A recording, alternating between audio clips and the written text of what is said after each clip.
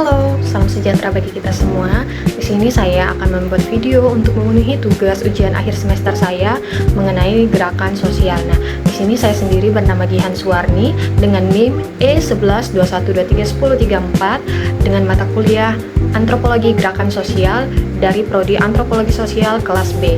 Nah, di sini dosen pengampu mata kuliah saya adalah Ibu Dwi Surti Junida Esos MSI.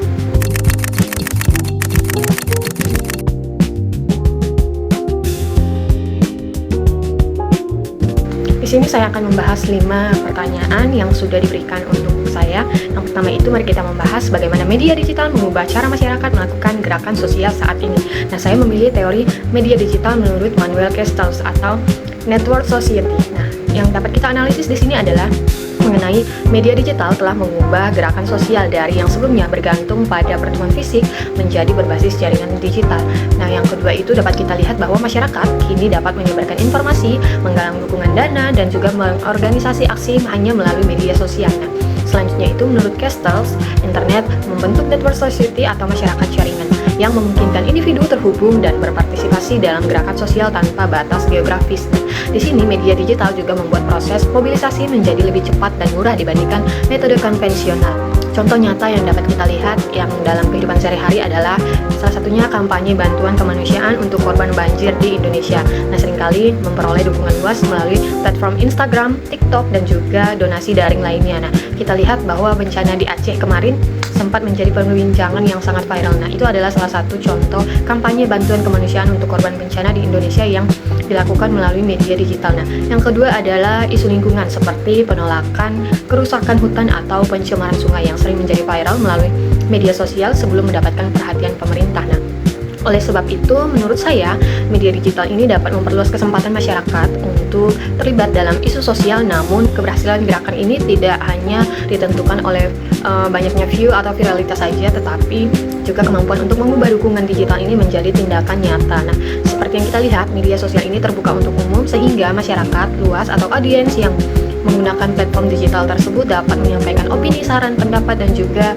pemikiran kritis mereka melalui kolom komentar, caption kampanye, ataupun hashtag-hashtag yang dapat membawa sebuah gerakan. Nah, untuk selanjutnya, seringkali muncul sebuah pertanyaan yang mengatakan bahwa mengapa masyarakat melakukan perlawanan terhadap kekuasaan atau kebijakan tertentu. Nah, mari kita lihat menggunakan teori konflik Karl Marx, dapat kita analisis bahwa perlawanan seringkali muncul ketika masyarakat merasa dirugikan oleh kebijakan atau suatu proyek tertentu. Nah, dalam teori konflik sendiri, masyarakat terdiri dari kelompok yang memiliki kepentingan berbeda dan seringkali tidak seimbang dalam hal kekuasaan. Nah, ketika kepentingan ekonomi atau politik lebih diutamakan daripada kebutuhan masyarakat lokal, konflik menjadi sangat sulit untuk dihindari.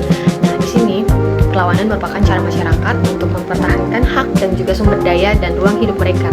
Nah, contoh nyata yang dapat kita lihat melalui kehidupan sehari-hari kita yaitu penolakan aktivitas pertambangan di beberapa wilayah Indonesia karena dianggap dapat merusak lingkungan dan mengganggu mata pencaharian masyarakat. Selain itu, habitat alam, hewan, dan tumbuhan juga ikut tergerus akibat dari eksploitasi tersebut. Nah, konflik pembangunan yang melibatkan penggusuran lahan tanpa proses yang dianggap adil itu sehingga membuat konflik yang cukup kuat. Nah, menurut pendapat saya, perlawanan masyarakat ini bukan sebagai tindakan penghambat sebuah pembangunan, namun sebagai bentuk perjuangan mereka dalam memperoleh keadilan. Nah, konflik seringkali muncul karena kurangnya partisipasi masyarakat dalam proses pengambilan keputusan. Masyarakat seringkali diabaikan atau bisa disebut termarginalisasikan oleh pendapat-pendapat dari pembangunan yang tidak berkelanjutan. Oleh sebab itu, masyarakat mengharapkan keterlibatan mereka sangat dibutuhkan dalam hal pengelolaan pembangunan ataupun juga gerakan-gerakan sosial lainnya. Nah, selanjutnya yang nomor 3 itu ada pertanyaan yang mengatakan mengapa sebagian gerakan sosial ini sulit bertahan dalam jangka panjang. Jika kita lihat melalui teori gerakan sosial baru Alberto Melusi, yang dapat kita analisis di sini adalah di mana banyak gerakan sosial viral karena didorong oleh perhatian publik yang bersifat sementara. Ketika muncul isu baru, perhatian masyarakat seringkali berpindah dengan begitu cepat sehingga kehilangan momentum dalam hal ini. Nah, menurut Melusi, gerakan sosial ini membutuhkan identitas kolektif dan komitmen yang kuat agar dapat bertahan. Dukungan yang hanya berdasarkan tren biasanya itu tidak cukup untuk menjaga keberlanjutan gerakan sendiri. Nah, contoh Contoh nyata yang dapat kita lihat yaitu banyak kampanye media sosial yang ramai selama beberapa minggu atau beberapa waktu saja, tetapi kemudian jarang dibicarakan lagi setelah perhatian publik beralih. Nah, tagar seperti hashtag tertentu dapat menjadi viral dalam waktu singkat, tetapi tidak selalu menghasilkan perubahan kebijakan yang nyata. Nah, di sini kita lihat bahwa apakah media sosial dapat memperkuat atau memperlemah. Di sisi positifnya, hal ini dapat memperkuat, di mana dapat mempercepat penyebaran informasi, memudahkan mobilisasi dukungan, dan juga menjangkau lebih banyak audiens di berbagai pelosok negeri. Nah, sisi negatifnya yaitu melemahkan, di mana dukungan seringkali hanya berupa like, komentar, atau share dari platform digital tersebut. Isu ini mudah tergantikan oleh tren baru, sehingga masyarakat seringkali melupakan atau cepat mengabaikan berita-berita yang belum sempat dilakukan secara nyata. Nah, menurut saya media sosial ini lebih banyak memperkuat gerakan sosial, tetapi tidak menjamin keberlanjutan yang nyata. Nah, gerakan yang bertahan adalah gerakan yang mampu membangun organisasi dan komitmen di luar media sosial itu sendiri. Nah, yang keempat itu mari kita lihat apakah aktivisme digital dapat dianggap sebagai gerakan sosial nyata. Nah, dalam perspektif gerakan sosial kontemporer yang dapat kita analisis adalah di mana aktivisme digital merupakan bentuk baru gerakan sosial yang berkembang di era teknologi saat ini. Nah, gerakan sosial ini tidak lagi hanya dilakukan melalui demonstrasi, tetapi juga melalui kampanye digital, petisi online, dan juga produksi konten edukatif. Nah, media sosial sendiri menjadi ruang publik baru untuk membangun kesadaran dan solidaritas sosial.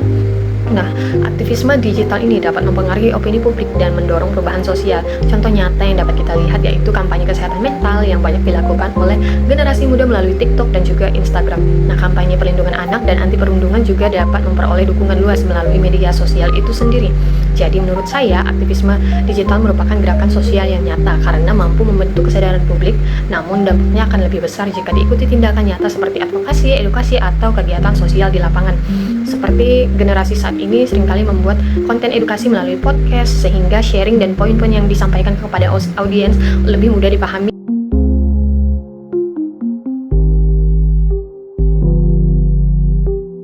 Nah, selanjutnya kita mari melihat bagaimana gerakan sosial kecil ini dapat mempengaruhi perubahan sosial. Jika dilihat dari teori solidaritas sosial dari Emile Durkheim, yang kita analisis di sini adalah bagaimana perubahan sosial tidak selalu berasal dari aksi nyata atau besar atau demonstrasi massal. Nah, komunitas kecil seringkali dapat menciptakan perubahan melalui kerjasama dan solidaritas. Menurut Durkheim, solidaritas sosial ini memperkuat hubungan antar anggota masyarakat dan mendorong terciptanya tindakan kolektif itu sendiri. Nah, gerakan berbasis komunitas seringkali lebih dekat dengan kebutuhan masyarakat sehingga dampaknya lebih berkelanjutan. Contoh nyata yang dapat kita lihat yaitu komunitas literasi yang meningkatkan minat baca anak-anak di daerah. Nah, kelompok pelestarian budaya yang menjaga tradisi dan identitas lokal juga menjadi salah satu contoh nyatanya. Kemudian komunitas peduli lingkungan yang mengajak masyarakat mengurangi sampah plastik seperti Pandawara Group.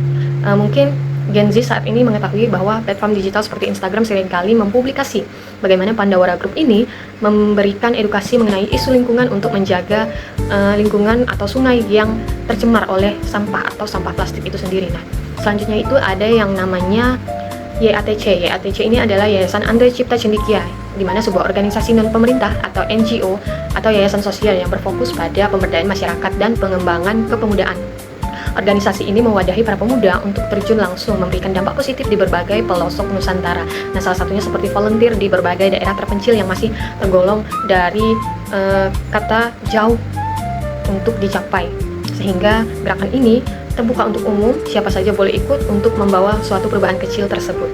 Kesimpulan bahwa yang pertama itu media digital telah mengubah cara masyarakat melakukan gerakan sosial melalui jaringan komunikasi yang lebih luas dan cepat. Selain itu, konflik sosial muncul ketika terdapat ketimpangan, kepentingan, dan kekuasaan dalam masyarakat. Kemudian keberlanjutan gerakan sosial bergantung pada identitas kolektif dan komitmen anggota, bukan hanya viralitas saja. Sehingga aktivisme digital merupakan bentuk gerakan sosial yang nyata meskipun perlu dukungan tindakan yang lebih konkret di dunia nyata. Nah, yang terakhir itu dapat kita lihat bahwa gerakan sosial kecil berbasis solidaritas memiliki peran penting dalam menciptakan perubahan sosial yang berkelanjutan dari tingkat komunitas kecil. Baik, demikian penjelasan dari saya mengenai gerakan sosial terhadap isu-isu publik yang ramai dibicarakan saat ini.